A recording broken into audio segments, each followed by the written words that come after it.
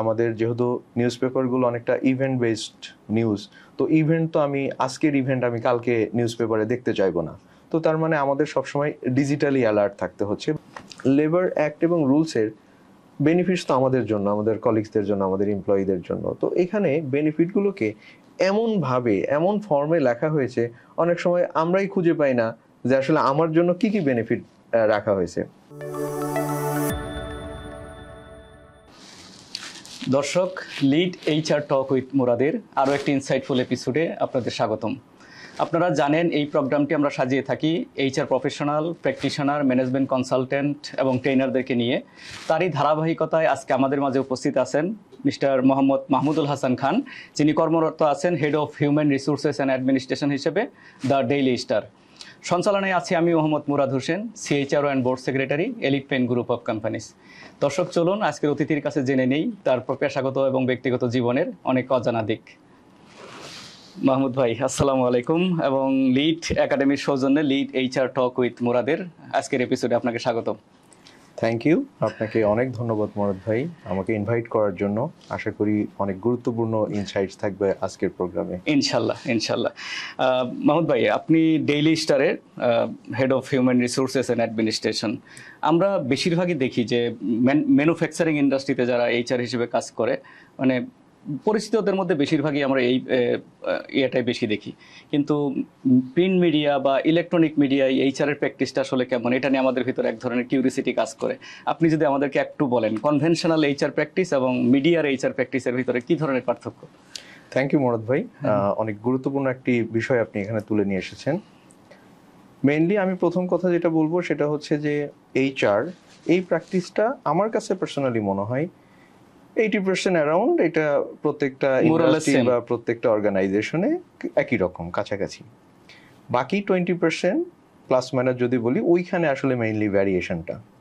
এখন এই ভ্যারিয়েশনের মূল বিষয়টাই থাকে আসলে পিপুল অ্যান্ড কালচারে, যেটা নিয়ে আমরা এখন অনেক কনসার্ন। আমি যদি পিপুল এবং কালচারটাকে এইভাবে ডিফাইন করি, আমরা যে ম্যানুফ্যাকচারিং ইন্ডাস্ট্রিগুলোতে কাজ করি ওইখানকার পিপুল, ওইখানে আমরা বেশিরভাগ পাই হচ্ছে যারা হার্ড স্কিল নিয়ে কাজ করে।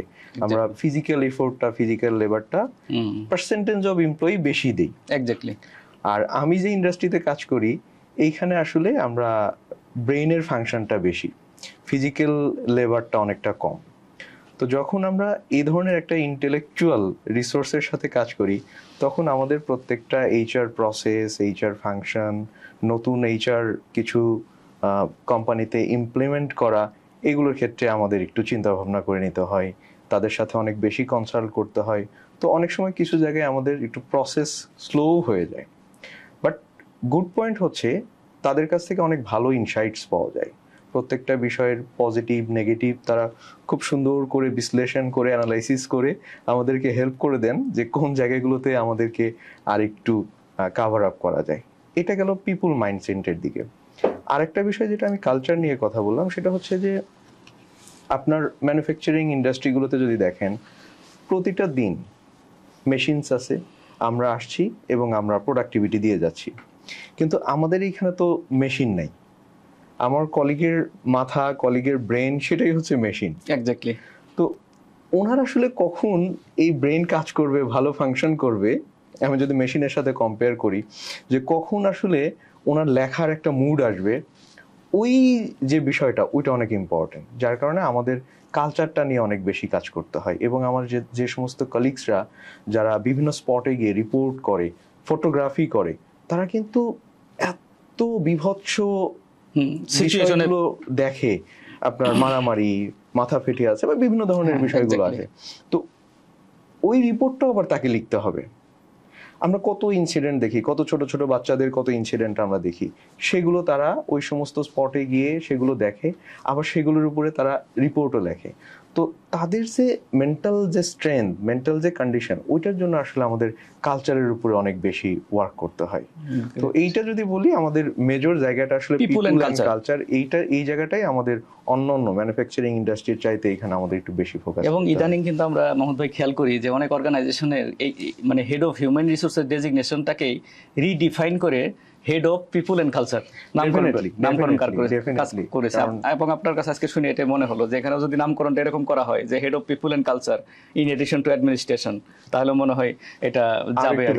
হ্যাঁ হ্যাঁ, প্রিন্ট মিডিয়া প্রত্যেকটা ইন্ডাস্ট্রি পরিবর্তিত পরিস্থিতির সাথে বিভিন্ন চ্যালেঞ্জ মোকাবেলা করছে। তো এই প্রিন্ট মিডিয়া বা ইলেকট্রনিক মিডিয়া এই মুহূর্তে স্পেশালি যদি আপনি যেহেতু প্রিন্ট মিডিয়ায় আছেন, প্রিন্ট মিডিয়া এই ধরনের এখন কি ধরনের চ্যালেঞ্জের মধ্য দিয়ে যাচ্ছে, এবং সেই ক্ষেত্রে সেই উত্তাপটা কি এইচআরও লাগছে কিনা, লেগে থাকলে যে হেড অফ এইচআর বা অ্যাডমিন হিসেবে কিভাবে ভূমিকা রাখছেন? ডেফিনেটলি লাগছে। নাম্বার 1 কেন লাগছে এটা যদি বলেন, সেক্ষেত্রে আমি বলবো যে আমরা যদি গ্লোবালি তাকাই তাহলে দেখেন যে আমাদের পৃথিবীর অনেক দেশেই কিন্তু প্রিন্ট মিডিয়া বন্ধ হয়ে গিয়েছে। অনেক প্রিন্ট মিডিয়া, যারা অনেক রিনাউন্ড প্রিন্ট মিডিয়া ছিল, সেগুলো বন্ধ হয়ে গিয়েছে। তো তার মানে আমরা একটু পরে ফলো করি, ওই কান্ট্রিগুলোতে যেহেতু আগে বন্ধ হয়েছে, তার মানে আমাদের এখানেও হয়তোবা সেই উত্তাপটা আসবে। তো এখানে একটা বিষয় আমাদেরকে খুব বেশি মাথায় রাখতে হয়, সেটা হচ্ছে যে অর্গানাইজেশনের সাস্টেইনেবিলিটি। এক্স্যাক্টলি, আমরা ওই যে কেপিআই পড়ার সময় বা সাস্টেইনেবিলিটি পড়ার সময় একটা টার্ম আমরা পড়ি যে ইন্ডাস্ট্রি রাইভালরি, মানে ইন্ডাস্ট্রি ইটসেলফ প্রতিষ্ঠানের শত্রু হয়ে গিয়েছে এরকম। যেহেতু আমাদের প্রিন্ট পড়ার যে অভ্যাস, সেই অভ্যাসটা এখন চলে যাচ্ছে ধীরে ধীরে, এবং আমাদের যেহেতু নিউজ পেপারগুলো অনেকটা ইভেন্ট বেসড নিউজ, তো ইভেন্ট তো আমি আজকের ইভেন্ট আমি কালকে নিউজ পেপারে দেখতে চাইবো না। তো তার মানে আমাদের সবসময় ডিজিটালি অ্যালার্ট থাকতে হচ্ছে, বা ডিজিটালি যারা এগিয়ে আছে, আমরা যদি ইলেকট্রনিক মিডিয়াগুলোর কথা বলি, স্পেশালি যদি আমি টিভি মিডিয়ার কথা বলি, তো আমি কিন্তু ম্যাক্সিমাম ইভেন্ট বেসড নিউজগুলো আমি ওখান থেকেই পেয়ে যাচ্ছি। তো আমি আজকে যে পেপারটা পড়বো গতকালকের, ওখানে আমি মেইনলি ইভেন্ট কিছু চাইবো না, আমি চাইবো স্পেশাল কি আছে, ইনফরমেটিভ কি আছে, ওই বিষয়গুলো। তো আপনি যে কথাটা বললেন যে প্রিন্ট মিডিয়া, তো আমরা ক্লিয়ারলি এটা দেখতে পাচ্ছি টুডে অর টুমোরো প্রিন্ট মিডিয়ার কিন্তু একটা ডিক্লাইনিং হবে এবং হচ্ছে। ইভেন কোভিডের আগে আমাদের প্রত্যেকটা নিউজ পেপারের যে পরিমাণ সার্কুলেশন ছিল, যে পরিমাণ number of news paper sale হতো, কোভিডের পরে কিন্তু মানুষের অভ্যাস চেঞ্জ হয়ে গেছে। ওই যে কোভিডে যে পড়া বাদ দিয়েছে, এটার মধ্যে থেকে কিন্তু একটা বড় পোরশন আমাদের রিডার ছিলেন, তারা কিন্তু আসে নাই। তার মানে ইটস ক্লিয়ার যে তারা এখন না পড়লেও কিন্তু তারা তাদের পারপাস সার্ভ হয়ে ইনফরমেশন পাচ্ছে অন্য কোনো সোর্স থেকে। এখন এবার যদি আসেন যে অর্গানাইজেশনাল সাস্টেইনেবিলিটি, তো অর্গানাইজেশনাল সাস্টেইনেবিলিটি ডিপেন্ড করে অনেকটা হচ্ছে আমাদের কতটা ক্যাশ ইনফ্লো হলো, এটা যদি আমরা যেভাবেই চিন্তা করি অনেকটা বলা যেতে পারে। এখন আমাদের কিন্তু প্রত্যেকটা নিউজ পেপারের মেইন ক্যাশ ফ্লো বা যদি আপনি রেভিনিউ বলেন, ওটা কিন্তু আসে আসলে প্রিন্ট মিডিয়া থেকে। ডিজিটাল মিডিয়া থেকে যে পরিমাণ আসে, ওইটা দিয়ে আসলে পুরো অর্গানাইজেশন রান করা ইজ ভেরি চ্যালেঞ্জিং। ইভেন সেইখানে কম্পিটিটর অনেক হাই। এখন পিপল গুগলকে অ্যাড দিচ্ছে, ফেসবুককে অ্যাড দিচ্ছে, তো সোশ্যাল মিডিয়া তারা অ্যাড দিচ্ছে। তো সেই ক্ষেত্রে আমাদের যে দেশীয় যে ইলেকট্রনিক্স মিডিয়াগুলোতে, সেইখানে আরেকটা বড় কম্পিটিটর হচ্ছে গ্লোবাল যারা আমাদের আকাশ সংস্কৃতি। একদম। তো ওই জায়গা থেকে আমি মনে করি যে হ্যাঁ, প্রিন্ট মিডিয়াটা আমাদের সাস্টেইন করাটা দরকার এই ইন্ডাস্ট্রির জন্য, বাট এটা আসলে কতদিন আমরা করতে পারবো সেটাও একটা চ্যালেঞ্জিং। যদি এই বিষয়টা আমরা মাথায় রাখি, তাহলে ইন ফিউচারে আমরা এখান থেকে কিভাবে এই অর্গানাইজেশন নিউজ অর্গানাইজেশনগুলো কিভাবে কামব্যাক করবে উইথ দেয়ার ডিজিটাল প্ল্যাটফর্মস, ওই বিষয়গুলো আমাদের এখন থেকেই খুব ভালোভাবে ওই বিষয়টা নিয়ে ওয়ার্ক করতে হবে। আচ্ছা, বুঝতে পেরেছি, খুব সুন্দরভাবে বলেছেন আপনি। একটু ব্যক্তিগত প্রশ্নে আসি। এইচআর প্রফেশনাল হওয়াটা তো নিশ্চয়ই ছোটবেলা স্বপ্ন ছিল না, বা আমরা সেইভাবে গ্রামে যখন বড় হই তখন কিন্তু আমরা এইচআরও যে একটা প্রফেশন আছে সেটাও আমরা হয়তো মানে একটা সার্টেন এজ হওয়ার আগ পর্যন্ত আমরা জানি না। আপনার কি ইচ্ছা ছিল ছোটবেলায়, এবং সেখান থেকে কিভাবে এইচআর হয়ে ওঠা? ছোটবেলায় ইচ্ছা সবার মতোই, ডক্টর হব, না হলে ইঞ্জিনিয়ার হব। বেসিক্যালি আসলে বুঝতামও না যে প্রফেশন কি, ডক্টর কি, ইঞ্জিনিয়ার কি, এইম ইন লাইফ রচনার মতো। এক্স্যাক্টলি। তো তারপরে ধীরে ধীরে ইউনিভার্সিটিতে ভর্তি হলাম না বুঝেই, বিবিএতে। কারণ ওই সময় বিবিএ এর বেশ নাম ছিল এরকম। তো আসলে কোন সাবজেক্ট নিয়ে পড়বো, কি পড়বো, এত চিন্তা কিছু করি নাই। তো বিবিএতে ভর্তি হলাম। যেহেতু বিবিএর প্রথম 3 বছর আমাদের আসলে কমন সাবজেক্টই পড়তে হয়, কোনো মেজর পড়তে হয় না। আমাদের থার্ড ইয়ারে গিয়ে হলো আমরা মানে থার্ড ইয়ার শেষ করে ফোর্থ ইয়ারে গিয়ে হলো আমরা কে কোন মেজরে পড়তে চাই ওটা। তো বিবিএ যখন পড়লাম তখন এইটার টাচে থাকতে থাকতে আমার মনে হলো যে না, আমার মনে হয় যে আমার হিউম্যান রিসোর্স এই ফাংশনগুলোতে কাজ করার জন্য আমার মানে আমি মজা পাচ্ছি। আচ্ছা, দেখা যাচ্ছে যে ফ্রেন্ডদের সাথে অ্যাসাইনমেন্টের গ্রুপে কাজ করা, তো ওই সমস্ত জায়গায় মনে হচ্ছে যে এটা তো আমি এনজয় করছি। তো তাহলে ধীরে ধীরে আমার ওই ভালো লাগাটা তৈরি হলো হিউম্যান রিসোর্স ম্যানেজমেন্টের প্রতি, অ্যান্ড দেন আমি ফিল করলাম যে না, আমার আসলে হিউম্যান রিসোর্স ম্যানেজমেন্ট। গ্রেট, মানে আপনার আগ্রহ থেকেই মূলত এইচআর আগ্রহ থেকেই লাইন হওয়া। মূলত। অল টুগেদার কত বছর এক্সপেরিয়েন্স আপনার? আমার এখন 12 বছর পার হয়েছে এই গত বাহ, মাশাআল্লাহ। মেতে। মানে 12 বছরের মধ্যে আপনি বেশ ভালো একটা ন্যাশনাল একটা প্রতিষ্ঠানের কাজ করছেন, খুব রিকগনাইজড প্রতিষ্ঠানে। এই যে সুদীর্ঘ কেরিয়ার, এই কেরিয়ারের মধ্যে কখনো কি, প্রত্যেক মানুষের জীবনে আপস এন্ড ডাউনস থাকে, চ্যালেঞ্জ থাকে, কখনো কি বড় রকমের কোনো চ্যালেঞ্জ ফেস করেছেন পেশাগত জীবনে? যদি করে থাকেন তাহলে সেখান থেকে উত্তরণের গল্পটা যদি বলেন। হ্যাঁ, এটা কোন সময়টা? আমি বড় ধরনের চ্যালেঞ্জ ফেস করেছি। এটা খুব রিসেন্ট গল্পটা আমি বলবো আপনাকে। সেটা হচ্ছে যে আমি ডেইলি স্টারে 6 বছর কাজ করলাম। 2017 থেকে 2023 পর্যন্ত আমি ডেইলি স্টারে কাজ করার পরে আমার মনে হলো যে একটু এক্সপ্লোর করা দরকার, অনেকদিন তো কাজ করছি এখানে। তো আমি এক্সপ্লোর করলাম আমাদের ডোমেস্টিক মালিকানা, বাট এটাকে বলতে পারি joint venture, domestic and US এর পার্টনারশিপে একটা অর্গানাইজেশন ছিল, ওখানে আমি জয়েন করলাম। তো ওখানে জয়েন করে আমি দেখলাম যে আমার একটা বড় ধরনের উইকনেস আছে, সেটা হচ্ছে আমি নেগেটিভ এনভায়রনমেন্টে আমি কাজ করতে পারি না। আচ্ছা, আগে আমি ফিল করি নাই যে আমার মধ্যে এত বড় ধরনের একটা উইকনেস এটা। সেখানে জয়েন করার পর আপনি ফিল করলেন? ওখানে ফিল করলাম যে না, আমি আর কাজ মানে ইউ আর নট এনজয়িং। একদমই এনজয় করছি না, এবং মনে হচ্ছে যে আমি কি ডেলিভারি দিব তার আগে আমাকে চিন্তা করতে হয় যে কোন জায়গা থেকে কত দ্রুত আমি এখান থেকে সরতে পারবো। ওটার সাথে যদি কোন জায়গা থেকে কে কি বলবে, কে কিভাবে অ্যাক্ট করবে, মানে ওই যে যুদ্ধক্ষেত্রে হয় না যে আমাদের ঢাল থাকে, তরবারি থাকে, তরবারি দিয়ে আমরা পারফর্ম করি, আবার ঢাল দিয়ে আমরা অন্যের মানে আক্রমণকে প্রোটেক্ট করি, ডিফেন্স করি। আমার কাছে অনেকটা ওরকম মনে হচ্ছিল যে আসলে এখানে পারফর্ম মানে শুধু কাজই না, কাজের বাইরে আবার অন্যদিকে অ্যান্টিনা খাড়া রাখতে হয়, ঢাল রাখতে হয়। তো খুব অল্প সময় আমার মনে হয় যে না, আমি এই এনভায়রনমেন্টে আমি কাজ করতে পারবো না, এন্ড এটা একটা বড় একটা ভুল ডিসিশন ছিল। তো একটা জিনিস আমি বিশ্বাস করি, সেটা হচ্ছে যে প্রত্যেকটা ক্রাইসিসই আমাদের জন্য অপরচুনিটি হয়ে আসে। তো ওখান থেকে আমি খুব তাড়াতাড়ি, মানে নিড বেজ, আমি একটা জব চেঞ্জ করলাম। জব চেঞ্জ করে আমি আরেকটা অর্গানাইজেশনের হেড অফ এইচআর হিসেবে জয়েন করলাম। খুব ছোট একটা অর্গানাইজেশন তখন ছিল ওটা, এখন অনেক বড় হয়ে গিয়েছে। বিটোপিয়া গ্রুপ নামের একটা অর্গানাইজেশন, 350 ম্যান পাওয়ার ছিল তখন। কিন্তু ওখানে গিয়ে আমি যখন ওই সিইওর এবং চেয়ারম্যানের সাথে কাজ করা শুরু করলাম, এবং তখন আমি শিখলাম যে না, এইচআর কতটা ক্লোজলি বিজনেসে ভ্যালুয়েট করতে পারে, এইটা আমি ওইখানে 1 বছরের মতো ছিলাম, এইখানে আমি শিখেছি। এবং তারা প্রত্যেকটা জায়গায় এইচআরকে এঙ্গেজ করতো, এবং ওখানকার তাদের কনসেপ্টই ছিল এরকম যে এইচআর অর্গানাইজেশনকে লিড দিবে। এবং সিইওর ভিশন দেখে আমি বেশ অবাক হয়েছি। তার কনসেপ্টটা ছিল এরকম যে আমি যদি আমার অর্গানাইজেশনে প্রপার লিডার তৈরি করতে পারি, এবং তাদেরকে আমি এমনভাবে মেকানিজম সেট করে দিব, এবং তাদের কাছে আমার চাওয়া থাকবে তোমরা আমাকে 15% নেট প্রফিট নিয়ে এসে দাও। তো ওরা যদি এই অর্গানাইজেশনে আমাকে 15% নেট প্রফিট এনশিওর করে, তাহলে তো আমার এই অর্গানাইজেশন নিয়ে আমাকে চিন্তা করতে হবে না। ওই সময়ে আমি এই সমস্ত ক্ল্যারিক্যাল ওয়ার্কের সাথে না থেকে, আমি যদি ওই সময় আমি ডিফারেন্ট বিজনেস, ডিফারেন্ট উইং বা এরকম কিছু যদি আমি চিন্তা করি, তাহলে ওইটা আমার অর্গানাইজেশনের জন্য নতুন অ্যাডিশন হবে। তো হ্যাঁ, ওই 1 বছর আমি অনেক কিছু শিখেছি। আচ্ছা, এক্স্যাক্টলি মানে চ্যালেঞ্জটা থেকে আপনার লার্নিং হয়েছে, এন্ড দেন পরে আবার আমি আবার কামব্যাক করলেন, সেই ব্যাক টু দ্য প্যাভিলিয়ন, মানে ডেইলি স্টার আবার কামব্যাক করলেন। মাহমুদ ভাই, আমরা জানি যে সোশ্যাল মিডিয়ার বদলতে ফিজিক্যালি দেখা না হলেও প্রায় দেখি নিয়মিত আপনি ট্রেনিং করান, in addition to your full time job. বিশেষ করে আপনি মানে কেপিআই প্রফেশনালদের উপরে প্রফেশনের উপরে ট্রেনিং করান, তারপরে আপনার এসওপি, স্ট্যান্ডার্ড অপারেটিং প্রসিডিউর, তারপরে এইচআর বাজেটিং কিভাবে করতে হয়, তারপরে এইচআর ম্যাট্রিক্স, এগুলো নিয়ে।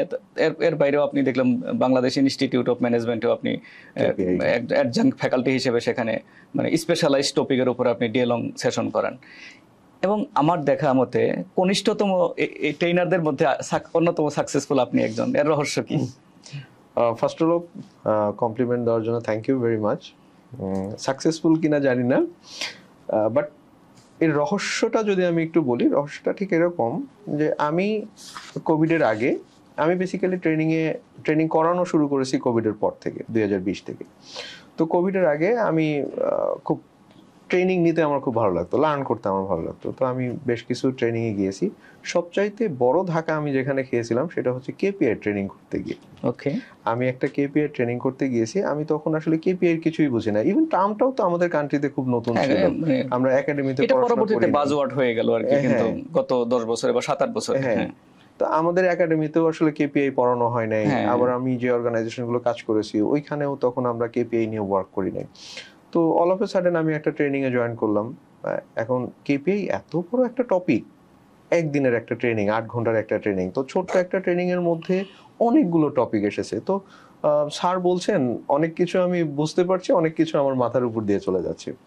তো তখন আমার মনে হলো যে আসলে এই ট্রেনিং গুলো যদি খুব স্লাইড বেসড না হয়ে আমি আজকে ট্রেনিং করে কালকে কিভাবে অফিসে মানে লার্নিং বাই ডুইং যদি করা যায়। হ্যাঁ, এই হ্যান্ডস অন যেরকম আমরা চিন্তা করি ওয়ার্কশপ গুলোর মতো যদি হয়, বা একটু প্লাগ এন্ড প্লে এর মতো যদি কিছু হতো, যে আমি আজকে শিখলাম, অ্যাজ ইফ আমরা অর্গানাইজেশনে একজন কলিগকে কিভাবে শিখাই, হয়তোবা যে এটা এইভাবে করে, এটা এইভাবে করে, আসো আমরা এইভাবে শিখি বা এইভাবে দেখি। তো এরকম যদি কোনো ট্রেনিং হতো তাহলে মনে হয় আমাদের জন্য খুব ভালো হতো। তো আমি আমার ওই তাড়না থেকে পরে আপনি দেখবেন আমার যতগুলো ট্রেনিং আছে সবই আসলে প্র্যাকটিক্যাল নেচারের। এক্স্যাক্টলি, যে আজকে আপনি ট্রেনিং করবেন, কালকে গিয়ে আপনি অফিসে এটা ইমপ্লিমেন্ট করতে পারবেন। তো যার কারণে আমি আমার ফেলোজ যারা আছেন, পার্টিসিপেন্ট যারা আছেন, ওনাদের সাথে আমি একটু বেশি কানেক্টেড থাকি। যে মনে হচ্ছে যে হয়তো বা আজকে যেটা প্র্যাকটিক্যালি করতে গিয়ে কি ধরনের প্রবলেমগুলো ফেস করছে ওই এটা আপনার মডিউলও ডেভেলপ করতে সহজ হয়, এনরিচ করতে। এক্স্যাক্টলি। তো আমি খুব বেশি থিওরিটিক্যাল কিছু করি না, আমি যা জানি, যেগুলো আমি প্র্যাকটিস করি, হাতে কলমে ফরম্যাটগুলো কিভাবে অ্যাপ্লাই করতে হয় ওগুলোকেই নিয়ে আসি। এক্স্যাক্টলি। তো যার কারণে আমার কাছে মনে হয়েছে যে সবার মধ্যে আমার প্রতি এক ধরনের ভালোবাসা তৈরি হয়েছে। তো এটা আসলে সাকসেস কিনা জানি না, বাট হ্যাঁ আমি চাই যে ট্রেনিং গুলো একটু এভাবেই হোক। আপনার টপিকগুলোর মধ্যে স্পেশালি কেপিআইটাই আমরা একেবারে বলে নেব, আপনার ইউনিকনেস, মানে আপনার যদি বলবো যে ইউএসপি, যে কেপিআই বেসড পারফরমেন্স ম্যানেজমেন্ট সিস্টেমটা কিভাবে করতে হয় সেটার উপরে আপনি বেশি ব্যাস, এ পর্যন্ত কতগুলো ব্যাচ করেছেন? আমার এখন কেপিআই এর 31st ব্যাচ চলে এখন কেপিআই মাস্টার ক্লাসের। এর সাথে আবার সিকেপিএফ এর আমরা 6 নম্বর ব্যাচ। তো সব মিলিয়ে বলতে পারেন 37 ব্যাচেস। কতজন প্রফেশনালকে আপনি এই পর্যন্ত ট্রেন করেছেন? আমাদের কেপিআই এর আমাদের অলমোস্ট আমাদের 1200 প্লাস মাইনাসের মতো। মাশাআল্লাহ, আপনি তো বিগত 4 বছর ধরেই কেপিআই নিয়ে কাজ করছেন। এটার আপনার এক্সপিরিয়েন্সটা যদি শেয়ার করেন আমাদের সাথে, মানে হোয়াট অ্যাবাউট ইউর ফিলিংস, যে এই কেপিআইটাকে আসলে বাংলাদেশে ওয়ার্ক করে? কারণ আরো অনেক ধরনের পারফরমেন্স ম্যানেজমেন্ট সিস্টেম আছে, 360 ডিগ্রি ইভালুয়েশনস, মানে সুপারভাইজারি যে আমরা কনভেনশনাল যে করি, মানে পারফরমেন্স ম্যানেজমেন্টটা করি আমরা, এটা তারপরে মানে অনেকভাবে আমরা করতে পারি। তো কেপিআই নিয়ে যদি আপনার এক্সপিরিয়েন্সটা শেয়ার করেন। এখানে যেমন আপনি যেহেতু বললেন যে 360 ডিগ্রি আমরা অনেকেই করেছি, 360 ডিগ্রি একবার যে পরিমাণ নাম নিয়ে এসেছে ওই পরিমাণ নাম নিয়ে আসলে স্টে করে নাই। অন্যতম বিষয় হচ্ছে যে এখানে অনেকগুলো স্টেক হোল্ডার থাকে, অনেকগুলো বডিজকে কানেক্ট করতে হয়। দেখা যায় যে তাদের সাইকোলজিক্যালি তারা পজিটিভ কি নেগেটিভ মানে সেটা চিন্তা করতে হয়। দেখা গেল যে প্রথম বছর আমরা সবাই বললাম যে ওনাকে আমি মার্ক দিব, কমই দেই। তো প্রথম বছরে দেখা গেল যে সবাইকে কম মার্ক দিয়েছি। পরের বছর গিয়ে দেখা গেল আমরা নিজেরাই তো নিজেদের ক্ষতি করলাম, তো এবার সবাইকে বেশি মার্ক দাও। তো পরের বছর দেখা যাচ্ছে সবাইকে বেশি মার্ক দিয়েছি। দুইটাই সঠিক নয়। আবার 4-5টা জায়গা থেকে ইভ্যালুয়েশন করে নিয়ে আসা, সেইভাবে ইভ্যালুয়েশনকে ইমপ্লিমেন্টেশন করা ওই অনুযায়ী, এটা একটা চ্যালেঞ্জিং। ওইভাবে আমরা পারি নাই। গ্রাফিক রেটিং স্কেল একটা মেথড আছে, অত্যন্ত জনপ্রিয় এবং আমরা সবচাইতে বেশি যেটা ব্যবহার করি। এখানেও দেখা যায় যে এটা অনওয়ে কমিউনিকেশন হয়ে যায়। আমরা অনেক জায়গাতেই সাবঅর্ডিনেটরা যদিও সেলফ ইভ্যালুয়েশন করে, কিন্তু সেটাও অনেক সময় খুব বেশি ইভ্যালুয়েশনে নিয়ে আসা হয় না। শুধুমাত্র সুপারভাইজার যে ইভ্যালুয়েশন করে সেই ইভ্যালুয়েশনটাকে আমলে নিয়ে আসা হয়, এরকম বলা যেতে পারে। তো এই সমস্ত আমরা যদি পারফরমেন্স ম্যানেজমেন্ট বা ইভ্যালুয়েশনের যে জায়গাগুলো নিয়ে চিন্তা করি, এর মধ্যে সবচেয়ে বিউটিফুল টুলস আমার কাছে মনে হয়েছে আসলে কেপিআই। যেহেতু এটা মেজার করা যায়, ইভেন ট্র্যাডিশনাল মেথডগুলোতে বছরের প্রথমে আমি জানিও না বছর শেষে আমাকে কিসের উপরে ইভ্যালুয়েশন করা হবে। ইভেন স্টিল নাও কিছু অর্গানাইজেশন এটা মানে কনফিডেন্সিয়াল ইভ্যালুয়েশন হিসেবে এসিআর, অ্যানুয়াল কনফিডেন্সিয়াল, মানে তাই না? আমার ইভ্যালুয়েশন আমি যদি না জানি তাহলে আমি ইমপ্রুভ করব কিভাবে? এক্স্যাক্টলি। তো এই জন্য আমার কাছে মনে হয় যে বিউটিফুল টুলস হচ্ছে KPI based performance management system. But যেভাবে এটা রান করা উচিত ওইভাবে আমরা পাচ্ছি না। এটার অন্যতম একটা কারণ আমার কাছে পার্সোনালি মনে হয় সেটা হচ্ছে যে অর্গানাইজেশনের কালচার। দেখবেন যে উইথ ডিউ রেসপেক্ট আমাদের অনেক অর্গানাইজেশনই কিন্তু ফ্যামিলি বিজনেস এই রকমের অর্গানাইজেশন অনেক বেশি, এটার সংখ্যাটা অনেক বেশি। এখন কেপিআই আমাদেরকে কি বলে? কেপিআই হচ্ছে যে লং রানে আমার অর্গানাইজেশন সাস্টেইনেবল হবে কিনা সেইটার জন্য আমরা এখন থেকে কাজ করছি। তো তার মানে আমার অর্গানাইজেশনের কেপিআইটা আমরা আগে ডিফাইন করব। অর্গানাইজেশনের কেপিআই মানে হচ্ছে যে আমার যে এমডি, যে সিইও, ওনার কেপিআইটা আগে থাকবে, যে উনি বা অর্গানাইজেশন ওভারঅল আসলে কি চায়, অর্গানাইজেশনের অবজেক্টিভ সেট করা, গোল, স্ট্র্যাটেজি, তারপরে সেখান থেকে যে স্কোর কার্ডগুলো বের করে নিয়ে আসা, ওইভাবে আমরা ক্যাসকেড ডাউনিং করতে করতে এইচওডির কাছে যাবে, তারপর ইন্ডিভিজুয়াল লেভেলে যাবে, একদম division, department, section, and then সেকশনে আমার যে সমস্ত কলিগরা কাজ করে তাদের কাছে ইন্ডিভিজুয়াল লেভেলে। এই প্রসেসে বেশ কিছু অর্গানাইজেশন কাজ করে যারা অনেক ভালো অর্গানাইজেশন, তারা আরো ভালো করছে। কিন্তু আমাদের মতো আরো বেশ কিছু অর্গানাইজেশন আছে যারা হচ্ছে এই জায়গাটা নিয়ে ওয়ার্ক না করে এমপ্লয়ের কি জব ডেসক্রিপশন আছে ওটার সাথে অ্যালাইন করে সেখান থেকে শুরু হয়, মানে বটম আপ নট কেপিআই যেটা বলে যে মানে টপ টু বটম হবে। এক্স্যাক্টলি অবজেক্টিভ কোথায় আর আমি কোথায়, ওখান থেকে এইখান পর্যন্ত আসার কথা ছিল, কিন্তু আমি এইখান থেকে ওই পর্যন্ত নিয়ে যাওয়ার কথা ভাবছি, এবং একটা পর্যায়ে গিয়ে আপনি আর করতেও পারছেন না, আমার সিনিয়র ম্যানেজমেন্টের কেপিআই থাকার দরকার নেই। তো এই চ্যালেঞ্জের কারণে আমাদের কেপিআই গুলো খুব বেশি সাকসেসফুল হচ্ছে না। আমি আবার একটু কানেক্ট করার চেষ্টা করি। আমি যে সিইওর কথা বললাম, ওনার অর্গানাইজেশন কেপিআই ড্রিভেন, এবং ওনার কথাই হচ্ছে যে কেপিআই ড্রিভেন হবে, আমার ফোকাস করার দরকার নাই এখানে কি অ্যাচিভ হচ্ছে কি অ্যাচিভ হচ্ছে না। এটা যদি কেপিআই না থাকতো তাহলে কিন্তু সবসময় এই ক্লারিক্যাল ম্যানেজমেন্টটা করা লাগতো, কিন্তু যখনই ওনার কেপিআই ড্রিভেন তখন আর ওনার এই জায়গায় ফোকাস করা হচ্ছে না। এবং উনি রিওয়ার্ডটাকে এমনভাবে কানেক্ট করেছেন যে 100% অ্যাচিভ করলে দিস, 110% অ্যাচিভ করলে দ্যাট, এইভাবে করতে করতে 150% পর্যন্ত করা আছে।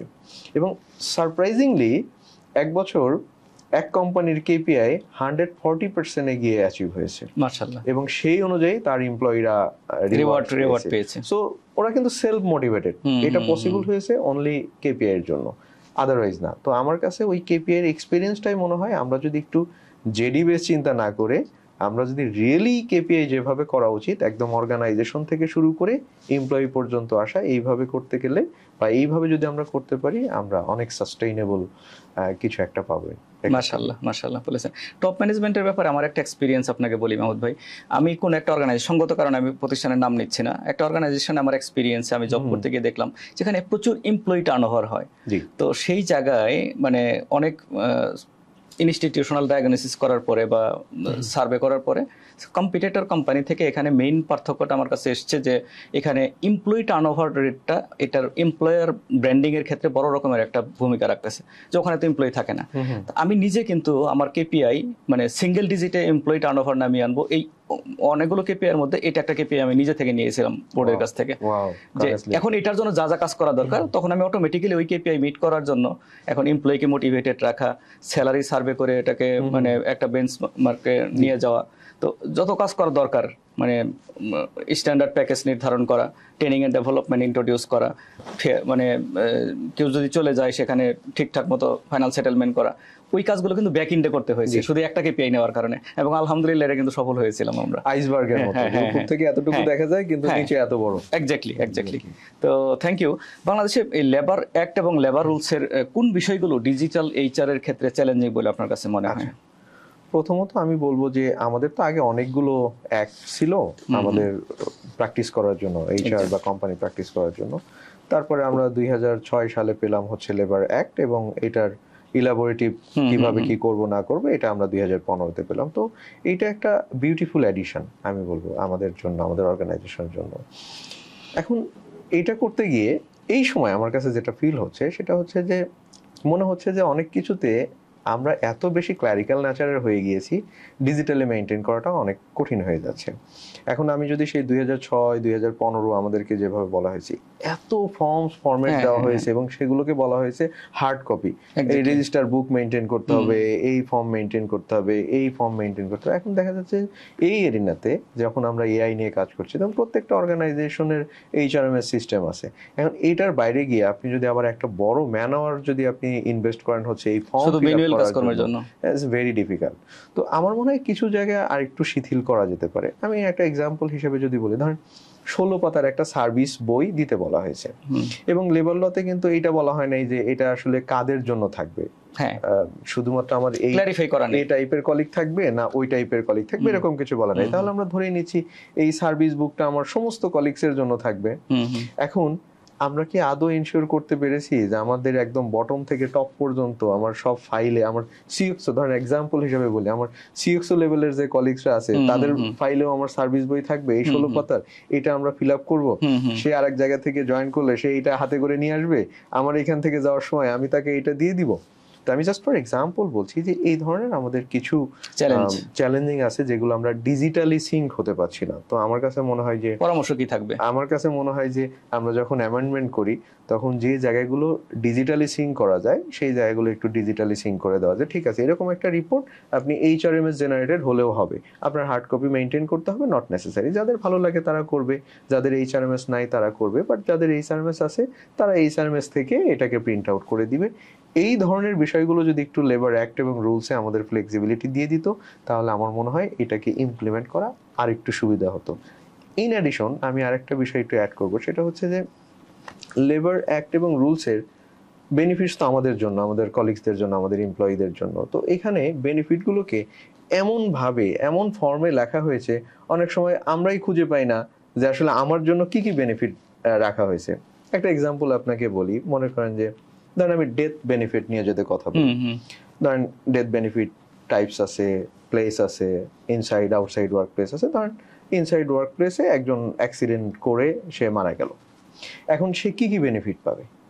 আপনার এখানে ডেথের জায়গায় গিয়ে বলছে যে ডেথ কম্পেনসেশন পাবে, আবার বলছে যে এটার সাথে রিটায়ারমেন্ট বেনিফিট পাবে। সেই কথাটা কোথায় লেখা আছে? রিটায়ারমেন্টের যে ধারা সেইখানে লেখা আছে। সেইখানে গেলে বলতেছে যে এইটা না, তুমি ওই যে টার্মিনেশনের যে ওইখানে যে 4 নম্বরে বলা আছে ওইটাকে ফলো করো। আচ্ছা, আবার ওইখানে গেলাম, তো দুইটা বেনিফিটের জন্য দুই জায়গায় গেলাম। এরপরে আবার ধরুন গ্রুপ ইন্স্যুরেন্স এক জায়গায় লেখা আছে, সেখান থেকে আবার গ্রুপ ইন্স্যুরেন্স কালেক্টিভলি নেই।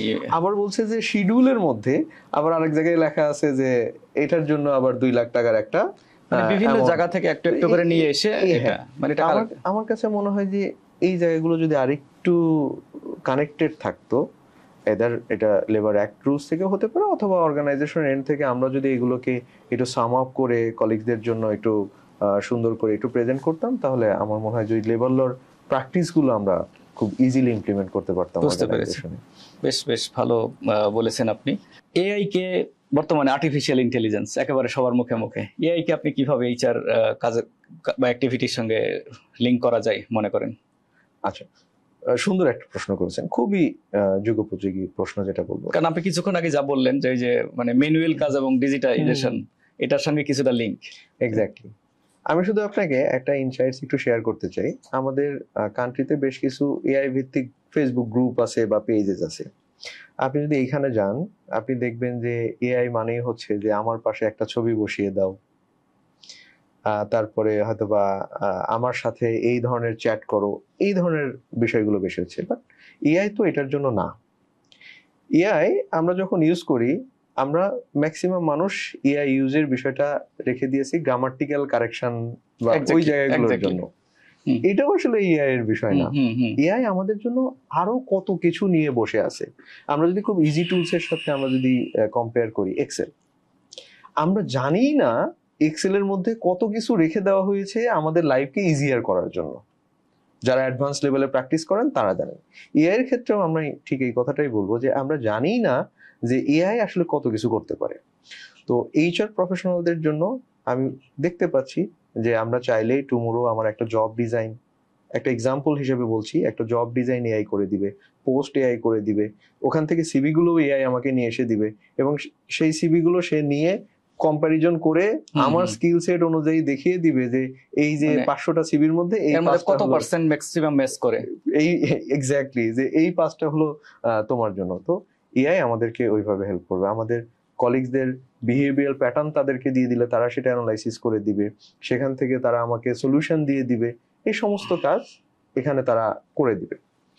আমি আরেকটু অ্যাড করতে চাই, আমার অর্গানাইজেশনে যেহেতু আমরা একটা নিউজ প্ল্যাটফর্ম চালাই, নিউজ মিডিয়া, তো এখানে দেখেন আমাদের কিন্তু একটা চ্যালেঞ্জ আছে, সেটা হচ্ছে যে ইংলিশ ভার্সাস হচ্ছে বাংলার যে ল্যাঙ্গুয়েজ। আমরা কান্ট্রিতে স্বভাবতই আমরা এটা একটা যেহেতু আমাদের সেকেন্ড ল্যাঙ্গুয়েজ, আমরা ওই রকম এক্সপার্ট না, তো যার কারণে আমাদের অনেক রিপোর্টার যদি আমরা খুঁজতে চাই শুধুমাত্র ইংলিশ বেস খুঁজতে গেলে আমরা অনেক কম রিপোর্টার পাই।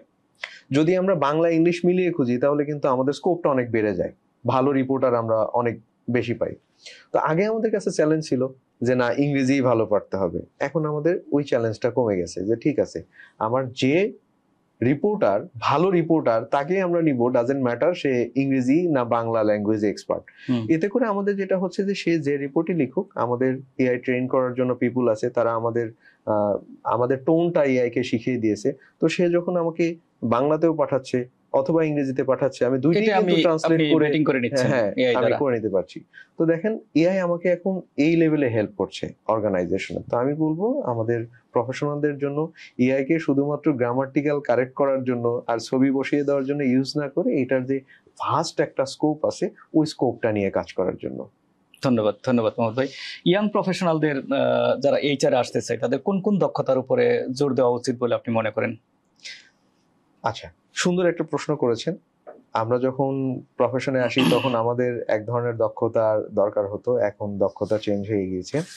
তবে তাদের জন্য সবচাইতে পজিটিভ যে বিষয়টা, তারা এমন একটা এরিনাতে আছে যখন তারা হলো সারাউন্ডেড বাই দ্য টেকনোলজি। তো এই টেকনোলজিক্যাল স্কিল তাদের মধ্যে এমনিই আছে। আমি ধরে নিচ্ছি তারা সবাই টেকনোলজিক্যালি তারা ট্যাক্স হেভি, আমরা ধরে নিলাম। এরপরেও আমার কেন যেন মনে হয় আমি এইচআর প্রফেশনালদের মধ্যে অনেক কম টেক হেভি দেখতে পাই। অন্যান্য প্রফেশনের যারা আমি দেখেছি, যেহেতু আমি একটা টেক অর্গানাইজেশনে কাজ করেছি, তো তারা টেক রিলেটেড যারা ডিল করে তারা যে পরিমাণ টেক হেভি, আমাদের এইচআর প্রফেশনালদের মধ্যে টেক হেভিটা কম্পারেটিভলি একটু কম আছে। এখনো আমরা অনেকেই এক্সেল বেসড বিষয়গুলো ভালো বুঝি না, এআই কে কিভাবে ইউজ করব এই বিষয়গুলো ভালো বুঝি না। তো আমার কাছে প্রথম সাজেশন হচ্ছে যে এখন জব মার্কেটের জন্য টেক হেভি হতে হবে, একটা বিষয়। আর একটা বিষয় হচ্ছে ফাংশনাল স্কিল নিয়ে আসতে হবে। এমনিতেই আমাদের একাডেমি ভার্সাস আমাদের যে প্র্যাকটিস, এটার মধ্যে একটা বড় গ্যাপ আছে যে আমরা একাডেমিতে খুব বেশি থিওরিটিক্যাল শিখি, কিন্তু আমরা ওই থিওরিগুলোকে হুবহু নিয়ে এসে আমরা প্র্যাকটিসে কানেক্ট করতে পারি না। তো যার কারণে আমার মনে হয় ফাংশনাল স্কিলটা খুব জরুরি। আপনার কাছে যদি আমি ইন্টারভিউ দিতে চাই ফ্রেশার হিসাবে, ধরেন আমরা দুইজন গেলাম ইন্টারভিউ দিতে, আমি একটা ছোট একটা স্কিল নিয়ে বা ছোট একটা উইং নিয়ে কথা বলি, ধরেন রিক্রুটমেন্ট অ্যান্ড সিলেকশন। আপনি আমাকে প্রশ্ন করলেন যে আচ্ছা রিক্রুটমেন্ট নিয়ে আপনি কি জানেন বলেন, তো আমি সুন্দর করে একাডেমিক ডেফিনেশন দিয়ে দিলাম যে choosing right people in the right time for the right place, এরকম কিছু একটা আমি বললাম। আপনি খুবই ইমপ্রেসড। আমার আর এক ভাই সে এসে আপনার কাছে আসলো, সেম কোশ্চেন আপনি তাকে বললেন, সে বললেন যে আমি এই চুজিং রাইট পিপুল এটাও শিখেছি একাডেমিতে, আবার আমি কিছু প্র্যাকটিক্যাল ট্রেনিং করেছি অথবা কোনো মেন্টরের কাছ থেকে আমি শিখেছি যে এখানে অর্গানাইজেশনের প্রথমে একটা ম্যান পাওয়ার প্ল্যানিং হয়, সেই অনুযায়ী যখন নিড তৈরি হয় ডিপার্টমেন্ট থেকে একটা রিকুইজিশন আসে স্পেসিফিক ওয়েতে, তারপরে এইচআর এটাকে ইভালুয়েট করে, ম্যানেজমেন্ট অ্যাপ্রুভাল হওয়ার পরে তারপরে তারা একটা জব ডিজাইন করে, অ্যাড দেয়, তারপরে সেখান থেকে সর্টিং করে, এইভাবে করে করে যদি সিলেকশন পর্যন্ত নিয়ে আসা হয় তখন কিন্তু স্বভাবতই আপনি আমার এই সেকেন্ড ভাই যে তার দিকে আপনার একটা সফট কর্নার থাকবে যে না he or she is skill. তো এই জন্য আমার কাছে মনে হয় ফাংশনাল স্কিলটা খুব জরুরি। So tech, functional and communication skill. Communication স্কিলের ক্ষেত্রে আমি ডেফিনেটলি বলবো যে দেখেন আমরা যতই বলি আমাদের language first language Bangla, second language English, but অর্গানাইজেশনে আমার ইংলিশ ফ্লুয়েন্টলি প্র্যাকটিস হোক বা না হোক, ভাইবা বোর্ডে শুরুটা করি আমরা ইংলিশ দিয়ে, বা আমরা রিটেন ডকুমেন্টস যেগুলো মেইনটেইন করি সেগুলো মোস্টলি ইংলিশে। এক্স্যাক্টলি, মেইলটাও আমরা লিখি ইংলিশে। এক্স্যাক্টলি। তো প্রথম প্রশ্নটাই আমরা হয়তোবা শুরু করি যে ইন্ট্রোডিউস ইয়োরসেলফ। তো এখন ওইখান থেকে যদি আমি আপনাকে ইমপ্রেস না করতে পারি তাহলে কিন্তু আমার অপশনটা অনেক কমে যায়। আপনি বলতে চাচ্ছেন কমিউনিকেশনের পার্ট হিসেবে বিজনেস ইংলিশটা অনেক জরুরি, এন্ড হ্যাঁ বডি ল্যাঙ্গুয়েজ এন্ড অল এগুলো কমিউনিকেশনের পার্ট, এগুলো তো থাকবেই, বাট আমার কাছে এছাড়া আরো অনেক স্কিল আছে, বাট আমার কাছে হোয়াট অ্যাবাউট লেবার অ্যাক্ট বা লেবার রুলস? আচ্ছা, বাংলাদেশে এইচআর এর মানে আমি দেখছি একাডেমিক্যালি যেহেতু ইউনিভার্সিটিতে সেশন নেওয়ার সুযোগ হয়, এখানে লেবার লজে এইচআর এর জব করতে গেলে গুরুত্বপূর্ণ একটা পার্ট, এটা খুব একটা গুরুত্ব দেওয়া হয় না। তো সেই জায়গায় আপনার কি মনে হয় না যে এইচআর এর ইয়াং এইচআর যারা আছে তারা মানে লেবার অ্যাক্ট এবং লেবার রুলস এর উপরে স্পেশালি একটু ফোকাস করা উচিত? আপনি অত্যন্ত সুন্দর একটা বিষয় তুলে নিয়ে এসেছেন, আমি যেটা মিস করে গিয়েছি। তো আমি 100% আপনার সাথে অ্যালাইন। ইভেন যদিও এটা আমাদের ফ্রেশারদেরকে একটু কম প্রশ্ন করা হয়, বিকজ আমাদের ধরেই নেওয়া হয় যে আমরা আসলে ওইভাবে প্র্যাকটিস করি না। কিন্তু দেখেন আমাদের প্রত্যেকটা ডিগ্রিতে, আমরা যদি বিবিএর কথা বলি, সেখানে কিন্তু একটা কোর্স থাকে আমাদের হচ্ছে লেবার অ্যাক্ট রিলেটেড।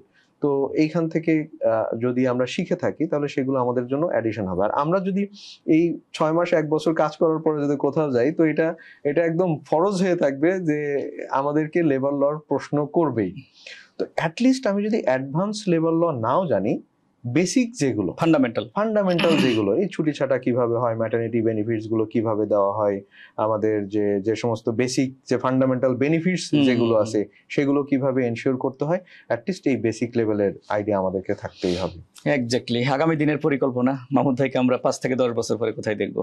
আচ্ছা, আগামী দিনের পরিকল্পনা, স্বপ্নের মাধ্যমে আমরা বেঁচে থাকি, আপনার ভবিষ্যৎ স্বপ্ন। হ্যাঁ, এটা একটা বিষয় যেটা হচ্ছে যে আমার কাছে তো মনে হয় যে ফিউচার খুবই আনসার্টিন।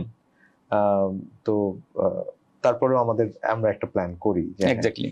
তো আমার আসলে 2টা জায়গায় আমার কন্ট্রিবিউট করার খুব ইচ্ছা, এবং আগামী দিনের জায়গাতেও এই 2টা জায়গাতেই আমি কন্ট্রিবিউট করতে চাই। একটা হচ্ছে যে ক্যারিয়ার বলতে আমি জবের যে জায়গাটা, এই জায়গায় আমার কন্ট্রিবিউট করার খুব ইচ্ছা, আর ক্যারিয়ার হিসাবে আমার ট্রেনিং এর জায়গাটায় আমার কন্ট্রিবিউট করার খুব ইচ্ছা। তো আপনি যদি বলতে চান যে হ্যাঁ, আমি আগামী 5 to 10 ইয়ার্স আমার প্ল্যান, আমি সাইমালটেনিয়াসলি এই দুটো জায়গাতেই কন্ট্রিবিউট করতে চাই। জব একজন এইচআর প্রফেশনাল হিসেবে এবং স্পেসিফিক্যালি এলএনডি লার্নিং এন্ড ডেভেলপমেন্ট সেক্টরে একজন মানে স্বনামধন্য ফ্যাসিলিটেটর হিসেবে রাইট পথে আপনি আছেন। দোয়া করি যাতে সামনে আরো উন্নতি হয়। এই যে lead HR talk with Murad, এই প্রোগ্রামটি লিড একাডেমির সৌজন্যে একান্ত একটি ভলান্টারি উদ্যোগ, যেখানে সিনিয়র প্রফেশনালদেরকে নিয়ে এসে তাদের মুখ থেকেই তাদের এক্সপিরিয়েন্সের গল্প ইয়ংদেরকে শোনানোর ব্যবস্থা করা হয়। এই উদ্যোগটাকে আপনি কিভাবে মূল্যায়ন করবেন? আমি খুব সুন্দর একটা জাজমেন্ট আমার আছে, একান্তই আমার পার্সোনাল। সেটা হচ্ছে যে প্রথমত ইয়েস, এটা একটা ভলান্টারি উদ্যোগ যেটা আপনি পুরো সোসাইটির জন্য ওপেন করে দিয়েছেন। এইখানে এটা আপনাদের 31st এপিসোড। হ্যাঁ, এর আগে আরো 30টা এপিসোড হয়ে গেছে, এবং আমি দেখেছি আপনাদের অনেকগুলো এপিসোড। সেখানে আপনারা শুধুমাত্র একজন ব্যক্তিকে নিয়ে আসেন নাই, বরঞ্চ একটা অর্গানাইজেশন বা একটা ইনস্টিটিউশনকে নিয়ে এসেছেন। এক্স্যাক্টলি। তো এই যে আপনারা এক একজন ইনস্টিটিউশনকে নিয়ে এসেছেন, এদের মধ্যে আমরা কিছু পার্সনকে যারা আমরা বিভিন্ন জায়গায় ট্রেনিং এ পাই, তাদের কাছ থেকে আমরা শুনতে পাই। এখানে আমি অনেকেই দেখেছি যারা কখনোই এরকম ফ্রন্টে এসে কোনো ট্রেনিং করান না। তো ওই যে তাদের যে নলেজটা, এই বিষয়গুলো কিন্তু কখনোই আমাদের পর্যন্ত পাবলিকলি আসে না। তো তাদের এই যে এক একজনের 10-20 বছরের এক্সপিরিয়েন্স, যেটাকে আপনি সাম আপ করে এইখানে 30 মিনিটস 40 মিনিটস এরকম একটা সময়ের মধ্যে আপনি আমাদের জন্য তুলে ধরছেন, লিড একাডেমি আমাদের জন্য এটা তুলে ধরছে, এটা আমি আমাদের জন্য বড় একটা গিফট হিসাবে আমি দেখি। তো ওই নোটে বা ওই জায়গা থেকে আমি ফিল করি যে এটা একটা অত্যন্ত মহৎ উদ্যোগ যেটা লিড একাডেমি এবং আপনি মিলে আপনারা আমাদের জন্য এটা উপহার দিচ্ছেন। ধন্যবাদ মাহমুদ ভাই ফর ইউর নাইস কমপ্লিমেন্টস। তো দোয়া করেন এটা যাতে সচল থাকে। দেখতে দেখতে আমরা একেবারে আজকের এপিসোডের শেষ পর্যায়ে চলে এসেছি। আপনার ব্যস্ততার মাঝে আপনি যে আমাদেরটাকে সাড়া দিয়ে এসেছেন, সেই জন্য আপনাকে অসংখ্য ধন্যবাদ। আপনাকে অনেক ধন্যবাদ, এবং লিড একাডেমিকে অনেক ধন্যবাদ আমাকে ইনভাইট করার জন্য। ধন্যবাদ মাহমুদ ভাই। দর্শক, দেখতে দেখতে আরেকটি এপিসোডের একেবারে শেষ পর্যায়ে চলে এসেছি। অন্য কোনো এপিসোডে ভিন্ন কোনো অতিথিকে নিয়ে আবারও আপনাদের সামনে হাজির হব। সেই পর্যন্ত সবাই ভালো থাকুন, সুস্থ থাকুন, বিকশিত জীবনের সাথেই থাকুন। Watch lead HR talk with Murad and stay tuned with lead academy.